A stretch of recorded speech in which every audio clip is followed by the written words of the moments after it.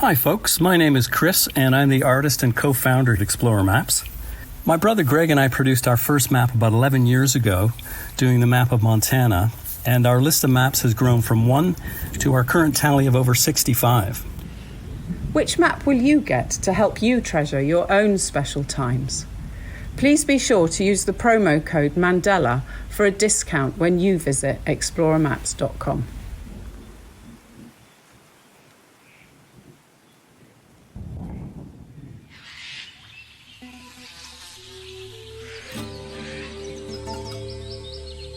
Welcome to the Trail Less Traveled, an adventure radio series and podcast dedicated to collecting stories and sounds from around the world in order to take you back to mankind's earliest form of entertainment, storytelling.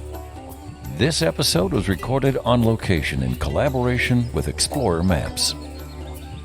Missoula, Montana is a mecca for outdoor enthusiasts, and each week we will bring you tales of adventure from both near and far, as well as information and inspiration and a few tunes to set the mood. You can subscribe to the podcast and learn about our international outreach projects at traillesstraveled.net. And now, here's your host, international expedition guide, conservationist, and yogi, Mandela.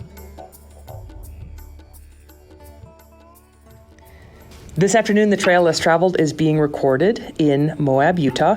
We are at the offices of Canyonlands Natural History Association, and I'm sitting here with the executive director, Sam Weiner. Sam is an outdoor enthusiast and supporter of public lands.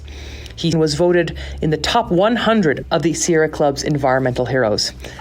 Sam, I'm so stoked to be sitting with you right now. I got to say that I'm a little bit sweaty because I just literally came from Landscape Arch in the park. It's a beautiful day. But yeah, first and foremost, thank you so much for your time and energy.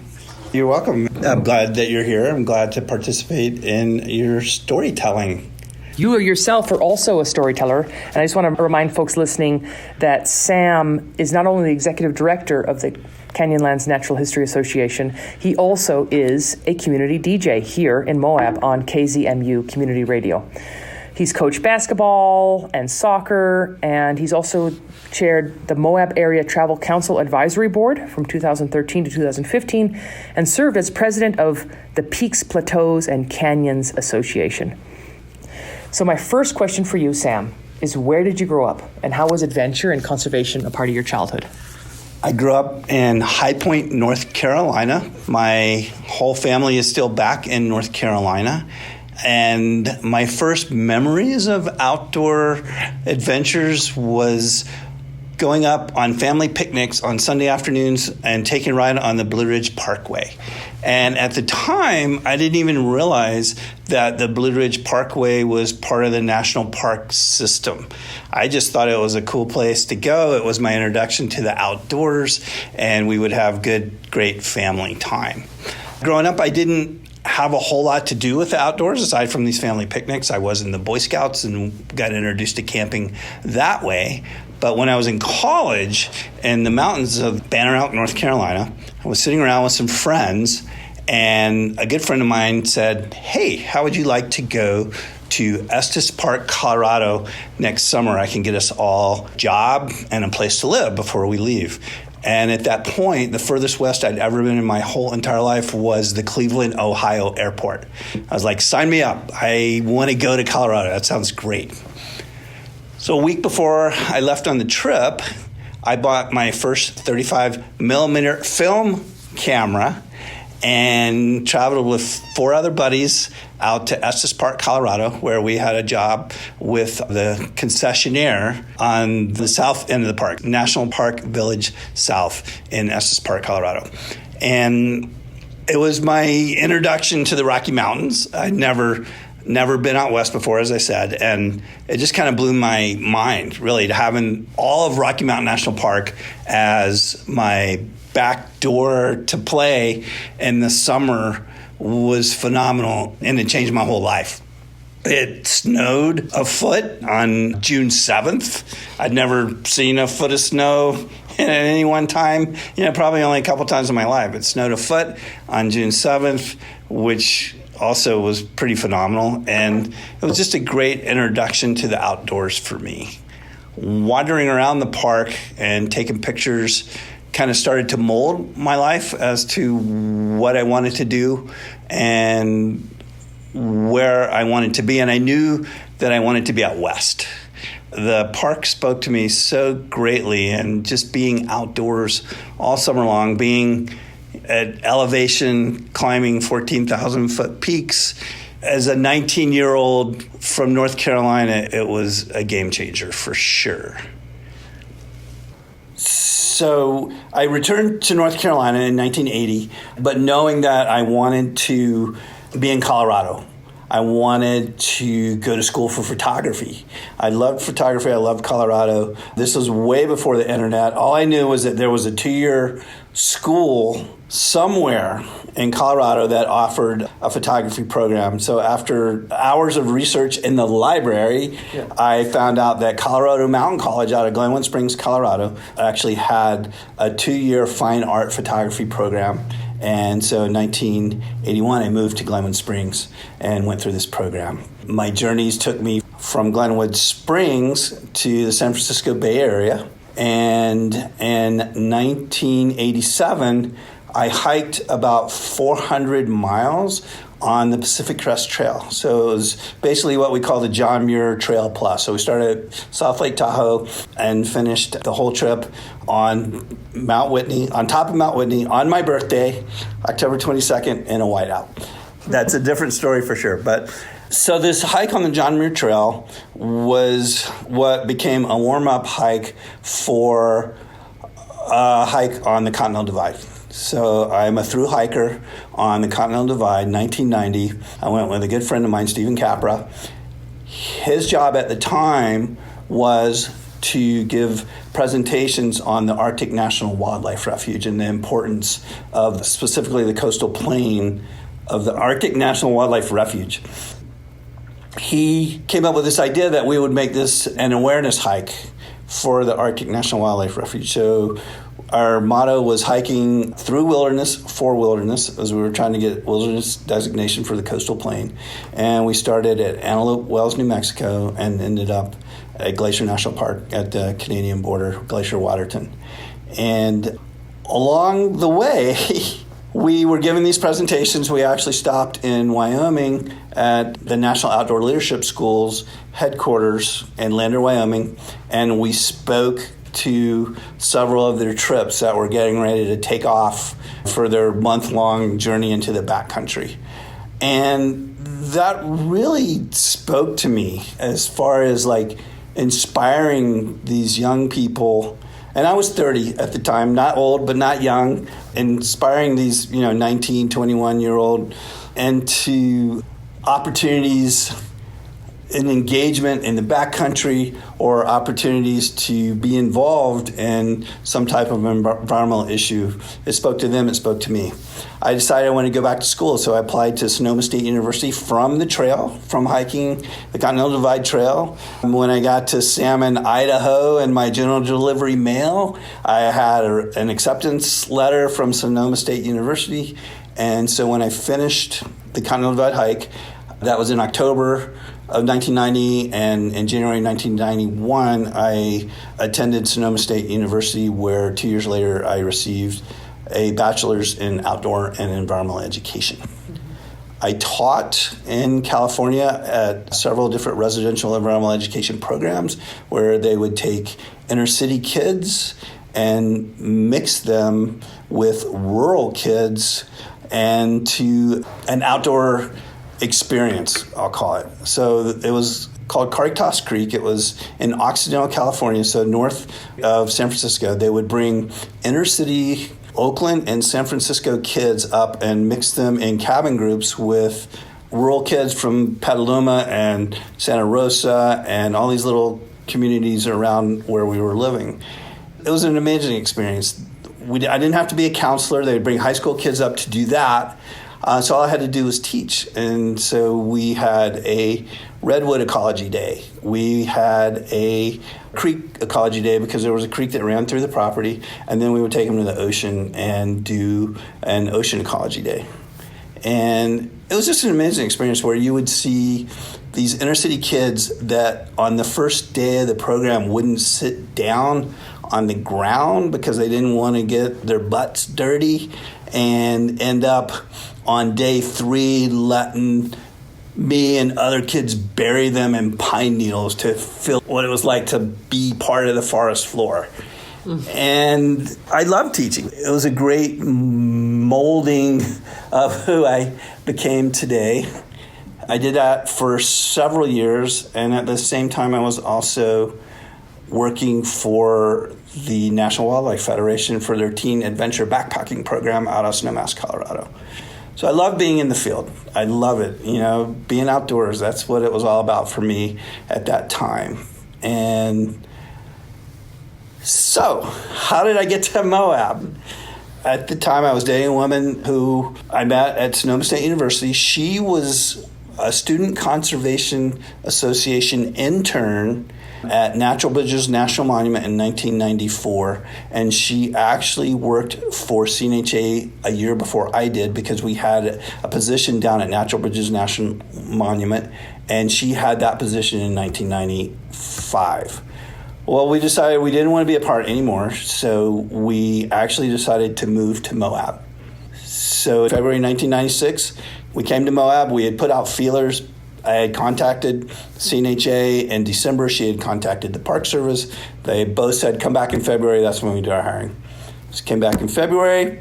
I got hired by CNHA as a seasonal employee, 3 days in the warehouse and 2 days at the Island in the Sky. And my now wife, Heidi, was hired by the Park Service as an interpreter up at the Island in the Sky.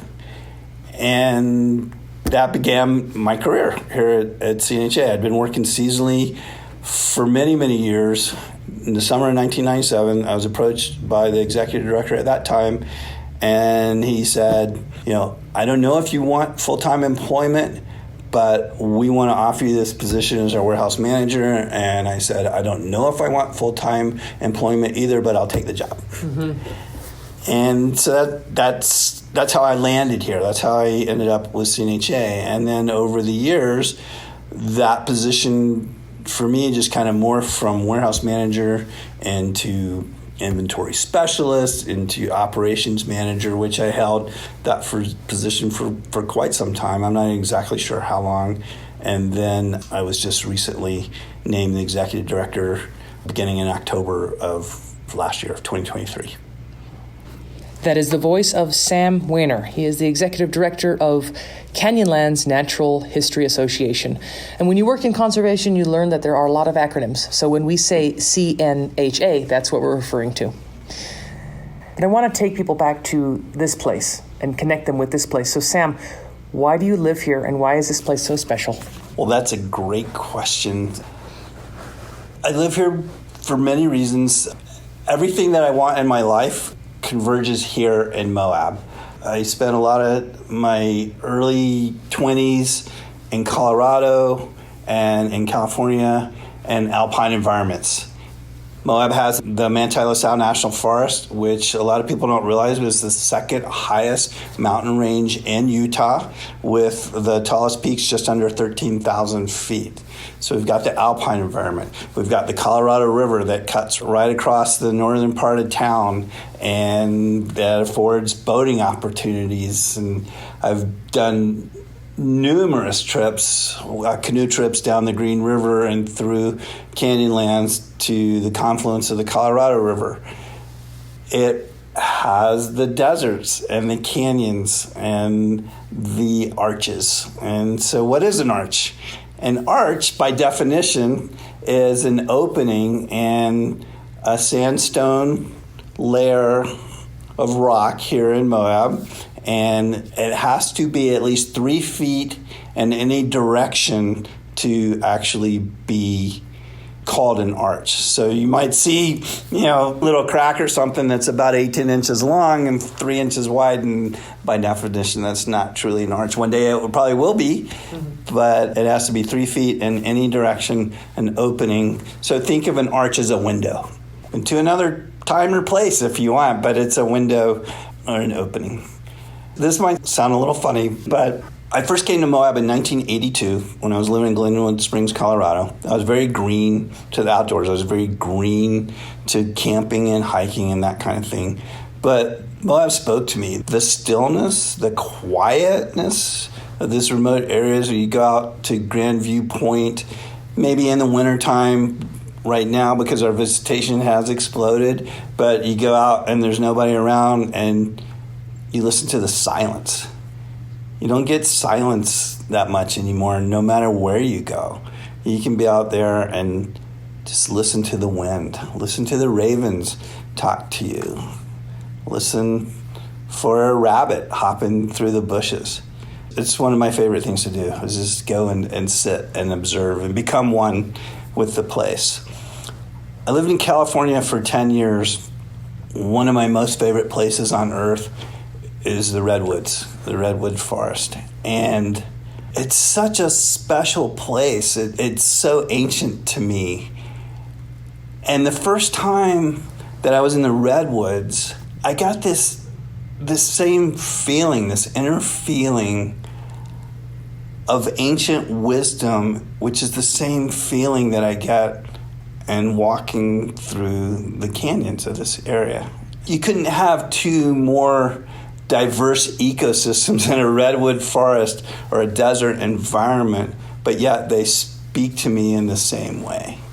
And I think that's special. I think that's something special that our national park system offers, is that opportunity for people to go out and experience themselves in nature and discover themselves in nature and find out things about themselves that they may not ever get in touch with any other place in the country or the world. So Moab is unique that we have two national parks, Arches and Canyonlands National Parks. That Arches is a 10-minute drive from downtown Moab. Canyonlands, the Island and the Sky District, is 45-minute drive. Needles District is a little over an hour. But another one of my most favorite places is a little further south of here, but it's also in an area that CNHA helps to administer, is Cedar Mesa, and what is now Bears Ears National Monument. I've gone there every year that I've been here. I go at least once in the spring, once in the fall. You talk about ancient wisdom, and there's definitely a lot of ancient wisdom down in the greater Cedar Mesa area. I love the sandstone. I think it's beautiful. The banded red and white kind of stripes that you get in Cedar Mesa, and it's also the primary layer of rock formation in the Needles District of Canyonlands National Park. You just mentioned ancient wisdom.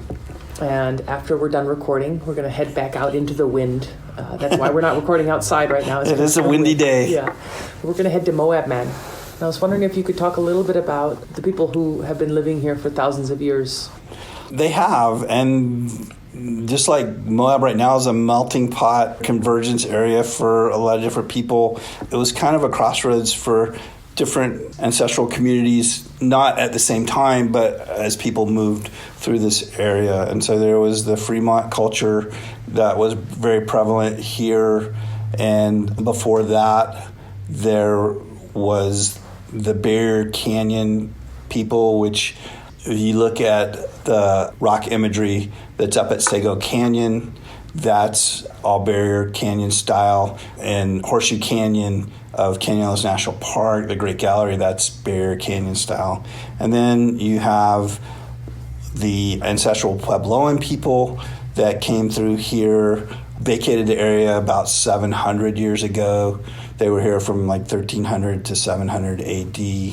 And so there's been a lot of cultural communities that have used this area for a long, long time.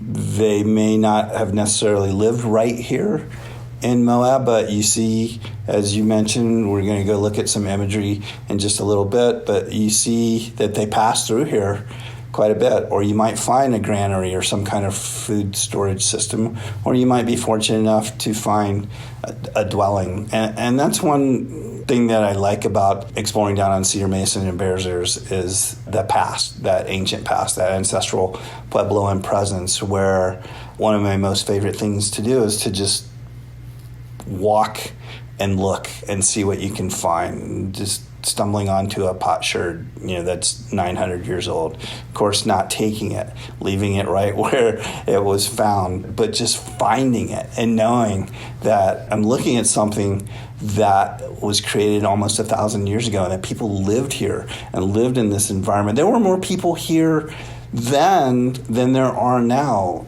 There was anywhere between 65,000 to close to possibly 200,000 people living down in the Cedar Mesa area. The population of Moab right now is 5,000. Grand County's 10. I don't even know what San Juan County is, but there was a thriving community here 900 years ago, which is fun to explore. Yeah. It's a delight to look out the window and see the color of the purple sky as it changes to the sunset and the rock changes from red to dark blue. And speaking of that, this is a radio show. This is a podcast. The people listening, they don't know where you are right now. So let's just get up, stretch our legs, maybe open the window, and using words, can you paint the picture as to what's outside right now and what's past these buildings and as you look to the north? Well, to the north is the Sand Flats Recreation Area. So that's an area that is great to explore in, and it's actually got four-wheel drive backcountry roads. It's got mountain bike trails up in there. You can hike up in there. It's managed by the BLM and Grand County, so I can see the Sand Flats from here. If I look far north, because I know where it is, I can actually see Arches National Park from my office window. Looking to the west is the Moab Rim, so the cliffs of the Moab Rim that rise up from here are almost 900 feet from Highway 191. We're really looking at the access to Hidden Valley and the Behind the Rocks area, which are lands that are administered by the BLM. And you can't see it from my current office. My old office had this amazing view of the La Sal Mountains in this time of year and at this time of day when that late afternoon sun rakes across the snow-covered peaks. That's where I know I'm home. Mm-hmm. I looked at that yesterday when I came out of the fiery furnace. I just had to stop for almost 40 minutes and watch as the colors shifted. So that's beautiful. All right. Well, Sam, I heard you mention a few things that I think we could elaborate on. Not taking pottery shards, not taking arrowheads from the national park. But it doesn't just stop there. We've got beautiful cryptobionic soil as well in this part of the world. And so I just wanted to highlight how much Canyonlands Natural History Association is helping Arches and Canyonlands and your other partners as more and more people visit the national parks. Some of the tips that you might have for someone who's visiting to make sure that they take care of these resources for future generations. Well, and I also just want to remind people, too, that it's not just national parks. So on any public lands, that you're exploring or recreating, and there's actually the Antiquities Act. And so any kind of artifact that you find is covered, and it's a federal law to remove anything. You can look at things, you can pick up a pottery shard, but put it back where you found it. You're not supposed to touch rock imagery because the oils in your hands can degrade. If it's a pictograph, the oils can degrade the pigments that were used to paint that. And even if it's a pictograph, which was an image that was pecked into the rock, your oils will degrade it as well. And so don't touch any rock imagery. You shouldn't touch any kind of dwelling or construction that you find, a granary. Again, you might accidentally knock it over.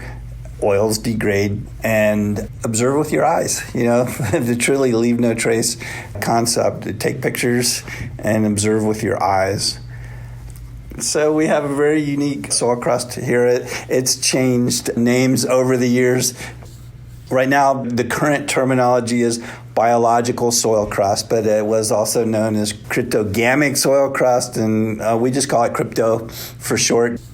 Tiptoe through the crypto or don't bust the crust, but it's actually the sign of a very healthy desert ecosystem. So the biological soil crust is the foundation for any kind of plant life in the area. And so it looks like it could be dark in color, it looks like little lumpy soil, and it does almost have a crust on it, which is why it's called biological soil crust or crypto soil crust, but it's very fragile. And so if you have a whole group of people that are out hiking and you see something pretty cool and you want to, let's just cut across, this field. Well, the field could be full of soil crust, and your footsteps will destroy the crust. And so you think of it as like you're, in essence, destroying life.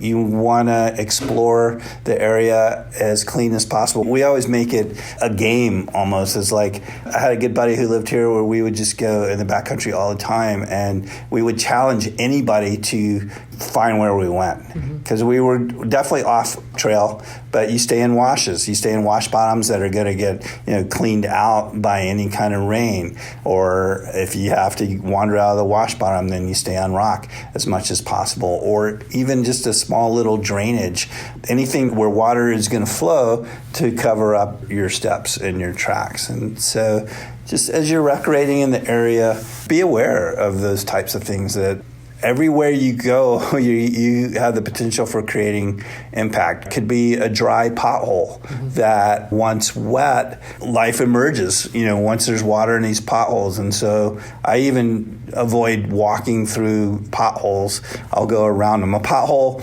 is a depression in the rock that when it rains will fill up with water. And that means life to not only the creatures that might be buried in the sand waiting for that water, but it is also, for coyotes and mountain lions and foxes and bighorn sheep, any of the birds need that clean source of water too. So just be aware. It is a fragile environment. Some people say it could be a hostile environment.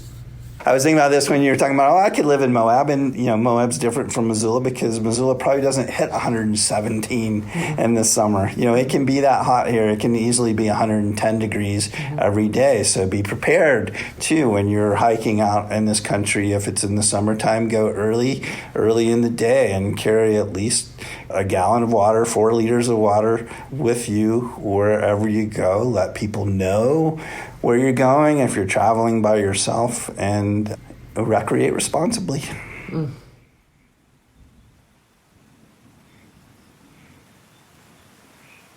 Hi folks, my name is Chris and I'm the artist and co-founder at Explorer Maps. My brother Greg and I produced our first map about 11 years ago, doing the map of Montana, and our list of maps has grown from 1 to our current tally of over 65. I've been drawing and painting for a long time, starting as an advertising illustrator in the 80s back in Canada, to exhibiting wildlife and landscape oil paintings in East Africa through the 1990s. But I find that what I'm doing now with Explorer is the most rewarding project I've ever been involved with, mostly because it's a family business, and helping to grow that business gives me a real sense of purpose. We've even got our daughter Becca in on the action, making short documentaries and videos. She's just done one of Costa Rica. And my wife Ness will be finding new markets for our Explorer products when we move back to Kenya in the summer. So that'll be great fun. On the topic of connecting people in place, hopefully these maps bring back memories of great holidays and fun with family and friends. And it makes people want to get out there and connect or reconnect with these places. Do I have a favorite map? I definitely do not have a favorite map. They're all my favorites because they're like my children. I love them all equally. How's that for a diplomatic answer? Anyway, thanks for listening. Hi, this is Vanessa, Chris's wife. Which map will you get to help you treasure your own special times? Please be sure to use the promo code Mandela for a discount when you visit explorermaps.com.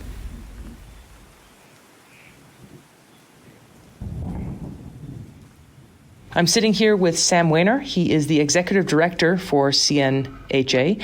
And Sam is an outdoor enthusiast and supporter of public lands. He has a BA in outdoor education and environmental studies. And he was one of the Sierra Club's top 100 environmental heroes. Canyonlands Natural History Association is a nonprofit organization which exists solely to assist the National Park Service, the U.S. Forest Service, and the Bureau of Land Management in their education and visitor efforts.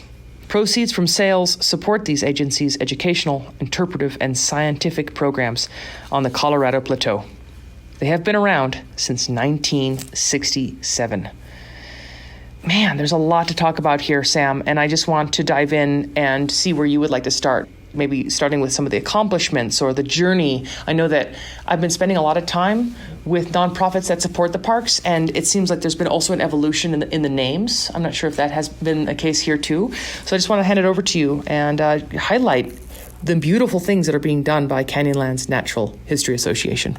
I think you bring up a good point, and we'll start with that as far as the names and the changing of names. And people get really confused when they hear our name, Natural History Association, and they don't even understand what that is. But they think that we might have something to do with natural history, or they think that we're a museum, or they're just really not sure exactly what we do. A lot of parks like Yellowstone has changed their name. They were a Natural History Association. Grand Canyon Conservancy was Grand Canyon Natural History Association. Smokies, Great Smoky Mountain just changed their name like last week to Smokies Life.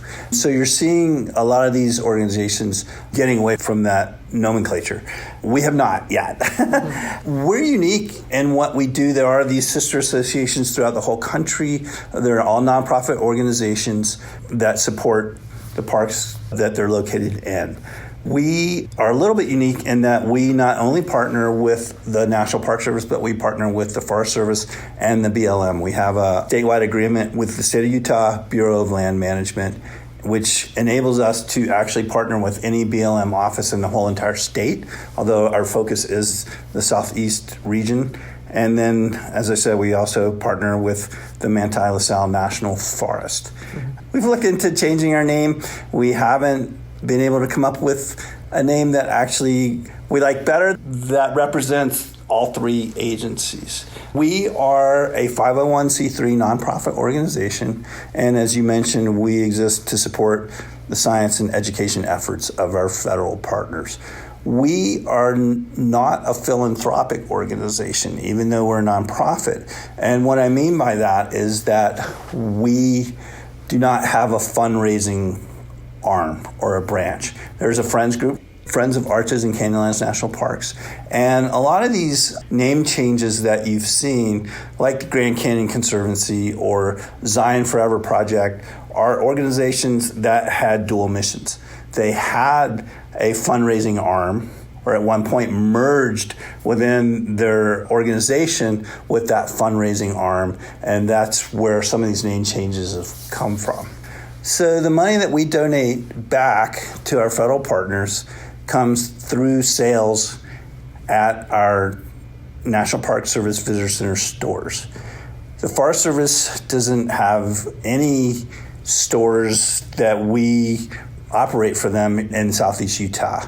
The BLM has the Grand Gulch Ranger Station, which is a contact point for Bears Ears National Monument and for the Cedar Mesa Recreation Area. And then we also have a tiny little sales presence at the Hanksville, Utah BLM office. As far as our reach goes, is west of here up into the Henry Mountains and also to the San Rafael Swell. But our main area of focus is in southeast Utah. We represent Arches and Canyonlands National Parks, Natural Bridges, Hovenweep, and Bears Ears National Monuments. So the money that we generate in our stores, the proceeds go back to these partners. And we are limited because we're not a philanthropic organization. We have specific guidelines through the Department of Interior on what we can support. And those items are education and research and science. So we can't fund maintenance. You hear a lot these days about the maintenance backlog in the national parks, but that's not within our mission. And it wouldn't actually be an approved project by Intermountain Region National Park for us to be able to fund. So everything that we fund actually gets approved by our board of directors, but it also has to be approved by the National Park Service Regional Office. So what do we fund? We fund things like Canyon Country Outdoor Education. That's one of the biggest programs that we fund. It's a great program in Grand and San Juan County, Utah, where they take local elementary school kids, actually starting kindergarten, but really grades 1st through 6th, onto field trips, onto public lands to help the teachers meet their state core science curriculum. And it serves dual purpose because it obviously helps the schools and helps the teachers get their science taught, but it also introduces local kids, and not only the kids, but the parents, because the parents can attend the field trips as chaperones, but it introduces them to the public lands in their backyard. And it also puts a really good community face for the Park Service to the local community. And it's a great relationship because kids, it's a small town and it's a small community. So kids that have gone through this program see one of the rangers in the grocery store and they run up to this ranger and they're like, look, it's Ranger Heidi, or it's Ranger Joan, and she took me into the fiery furnace. And it's a really good feeling all the way around for those teachers, for the parents, because they know that their kids have now been connected, to their backyard. And even the parents that come on these field trips, even though they live here, they may not have been in the park for 10, 12, 15 years. They're like, oh my gosh, I haven't been here in so long. So it's a good program, helps with science, but it also is a very community-involved program. So that's one of the programs that we fund. We fund it every year. We fund things like the Junior Ranger programs for the national parks. CNHA, several years ago, bought telescopes for all three districts of Canyonlands National Park, so Island Sky, Needles, Mays District, for natural bridges, and Hovenweep National Monument. And just last year, we actually bought a telescope for Bears Ears National Monument. So the rangers, the interpretive staff, can conduct night sky and dark sky programs. They have dark sky events. There's an astronomy festival here now every year that's put on jointly with the Park Service and Dead Horse Point State Park. Last year, we had a really interesting request, and it was fairly unique. We actually funded an e-bike patrol program for the Park Service. So we helped them purchase several e-bikes so that the rangers could do these patrols as opposed to a Jeep or some kind of four-wheel drive vehicle. And some of the benefits from that program is that it's less dust when you're traveling around on these dirt roads, these backcountry roads. It's quieter. It's a lot quieter. And it was also a more friendly way to engage with the user groups that are in the backcountry. And that was a pilot program, and it's been fairly successful, and other parks are looking into being able to do that type of program as well. We funded for the U.S. Forest Service last year. We funded a position for an assistant avalanche forecaster and community development coordinator. And this person not only was involved in their avalanche forecasting, which they only had one, so it was a very important position to fill, but now they have this opportunity to engage the community in a lot of education for winterized backcountry use. So they do a Know Before You Go program. Mm-hmm. They do ski safety, avalanche safety programs in the wintertime. They do a big come wax your skis and get to know the area program. And so that was a need that the Forest Service came to us several years ago, and again, a good community position that not a lot of people are aware of, or things that we fund that actually help the community. For the BLM, last year we funded a natural resources field day for local high school students in San Juan County. We funded first ever artist in residence program for the BLM, and for the Forest Service and the BLM, we have been funding a lot of tribal engagement. So as the management plan for Bears Ears National Monument comes online, part of the language and the proclamation was that the tribes had to be involved. And so it's been a huge asset for our partners to be able to come to us to be able to fund these types of engagements, because they don't have the base funding to do that. And it's been a huge need. It's the first step of the process. They can't go any further into their management plan without having these tribal engagements first. So it's been a big focus of the partners on that level. We funded for the Park Service an Ancestral Lands Conservation Corps intern to assist the Park Service with cultural resources projects, implementing an archaeological site monitoring plan. We helped all 3 federal agencies last year in support of the Ring of Fire annular eclipse that occurred here in October. Huge influx of people to all of the public lands, but especially on BLM lands down in southeast Utah, which was right in the center path of the eclipse. We created some customized eclipse glasses that we made available to all 3 partners, the Forest Service, the BLM, and the Park Service. Park Service gave out over 7,000 pair of eclipse glasses, and some of those were multi-language.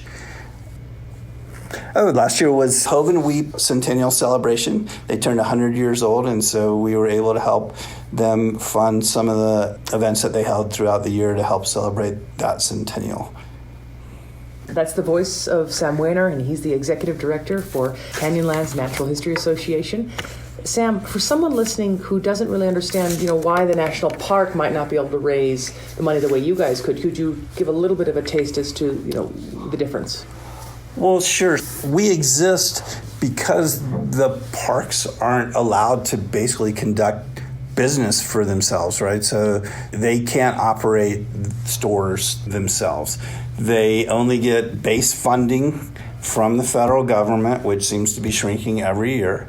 And they can hold on to some of the money that's been generated through fees at their gates, but they need additional sources of funding. They just don't have the money to support all of these projects that they need to do. Research is another big area that we can fund. Mm-hmm. And that leads me to another program, actually, that our board of directors developed in 2007 as a way to actually give even more money to the federal partners, and in particular, the BLM and the Forest Service, because the Park Service gets a lion's share of the money that we generate because the money is generated in their stores. But we still do support the other 2 agencies. But our board of directors came up with a program called the Discovery Pool, and it's a granting program to award money for scientific discovery.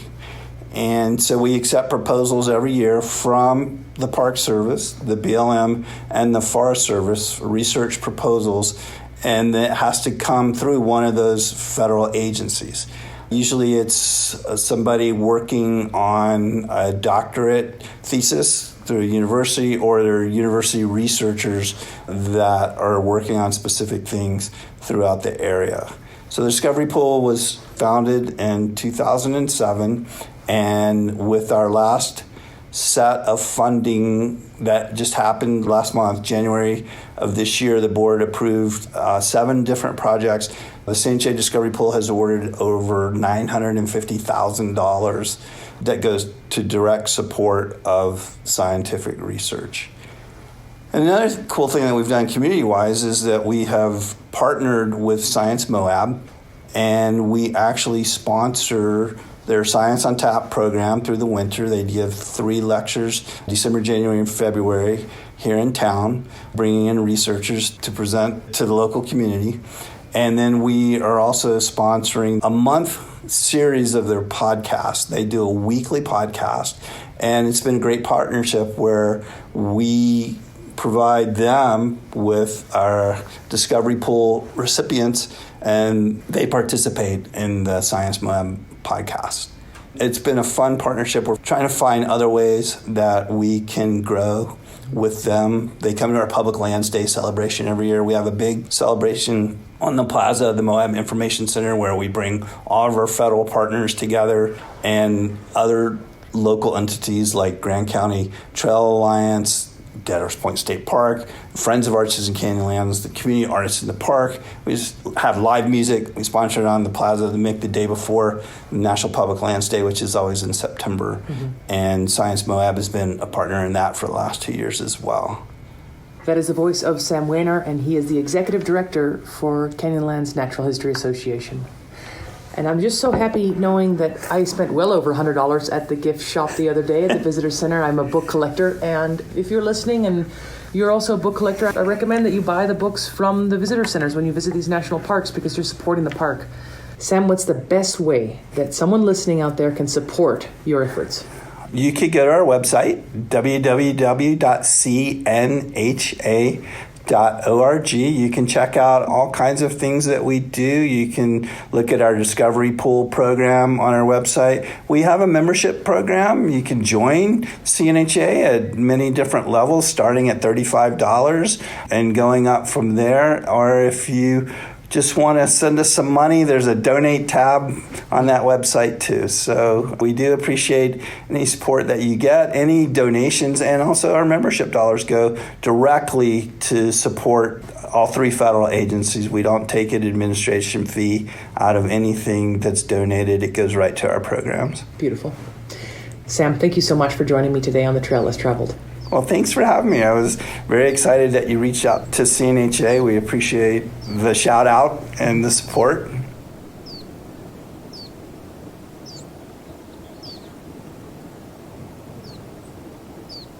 Namaste, Missoula. Mandela here, your host of The Trail Less Traveled, the Trail 1033's locally harvested adventure radio series, which premieres every Sunday night at 6 Mountain Time, and you can stream it live online at trail1033.com. The show is also a podcast, available everywhere. I would like to take a moment to thank a small family business based in Missoula, Montana, for their full support of the podcast version of the show and my international outreach programs. Explore Maps. Explore Maps and the Trail Less Traveled are partnering up to connect people and place. I hope to see you for Cartography Comes Alive on March 20th from 5:30 to 7 p.m. For the first time, I'm going to be speaking publicly about swimming 225 miles of the Colorado River through the Grand Canyon using a riverboard during the pandemic. And you can learn more by visiting exploremaps.com. That's it for this week's adventure, my friends in Missoula and around the world. Until next week, please remember, conservation isn't a spectator sport. Living in Missoula is a privilege. With privilege comes responsibility. Please get informed, get engaged, and speak up on behalf of wildlife and wild places.